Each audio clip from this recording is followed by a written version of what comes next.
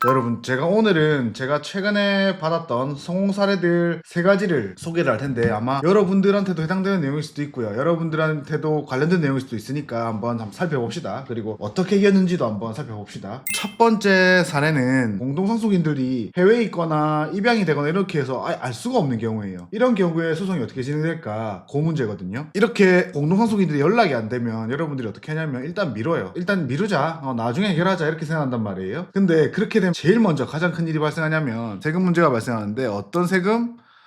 당연히 상속세 문제가 발생하겠죠. 상속세는 언제까지 신고 납부해야 된다? 상속 개시일이 속하는 달의 말일로부터 6개월 이내에 해야 된다. 6월 7일 날 사망했다면 6월 30일로부터 6개월 이내에 신고도 해야 되고 납부도 해야 된다, 상속세를. 근데 요게 걸리는 거죠. 아무것도 안 하고 있으면. 상속세를 안 내면 어떤 일이 발생하냐? 가산세가 발생하죠. 무신고 및 과소신고 가산세 하면 얼마 된다? 20% 붙고, 그 다음에 납부지연, 납부를 안 한다, 그럼 얼마? 10만 분의 22. 이게 아마 1년에 한 8점 몇 프로 나옵니다. 이게 1년에. 그렇게 될 겁니다. 그러니까 이렇게 상대편들이 연락이 안 된다, 해외에 있다, 이런 사유로 아무것도 안 하고 있으면 여러분들은 상속세를 납부해야 되는데 상속세가 납부가 안 되겠죠, 당연히. 그렇게 되면 어떤 일이 발생한다? 맞습니다. 가산세가 붙는다.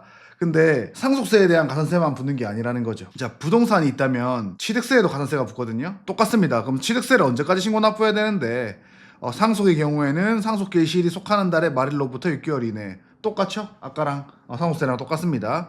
가산세 부과 기준도 무신고 20%, 과소신고 10%, 아까 10만 분의 22 똑같죠? 요건 다르지만 어쨌든 무신고 20 비슷하죠, 이게. 그러니까 가만히 있으면 안 된다. 가산세가 붙기 때문이다. 상속세나 취득세만 납부하는 게 아니라 거기에 가산세가 붙여서 납부해야 된다는 점. 그러니까 가만히 있으면 안 된다는 거예요. 사망해서 연락이 안 된다고 해도. 자, 해외에 있거나 연락이 안 되거나 합의가 될 수도 있어요. 그래서 소송을 좀 이따 할게요, 이렇게 하면 어떤 일이 발생하나? 가산세가 나온다. 제가 이번에 진행한 사건은 둘 다였던 것 같아요. 여기도 있고 여기도 있고. 그러니까 이게 저희가 봤을 때는 이거 입양됐다, 해외 입양이다, 아무리 찾아도 안 나와요, 사람 자체가. 그런 사건이었거든요. 진행을 했고, 가산세가 무서우면 어떻게 해야 돼요? 네가 내, 그러면 네가 다 내 먼저.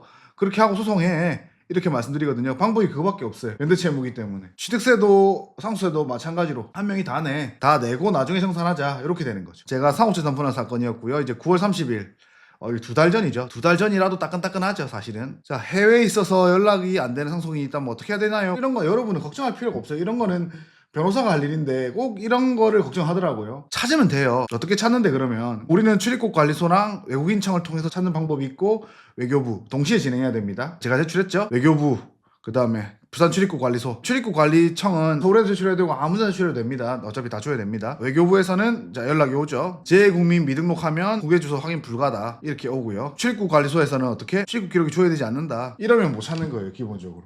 이렇게 하면 공시송달을 통해서 진행합니다. 공시송달. 그러니까 연락이 안 된다, 해외에 있다, 이런 건 다 핑계라는 거예요. 어차피 결심하고 하면 되는데 하기 싫어서 안 한 거일 뿐이라는 거죠. 이 판결은 어떻게 됐냐? 여기가 부동산이 3개나 있었어요. 그래도 꽤 값이 나가는 양산에 상가도 있었고요. 부산에 아파트 2채. 연락 안 되는 사람이 2명이었거든요. 그래서 어떻게 했냐?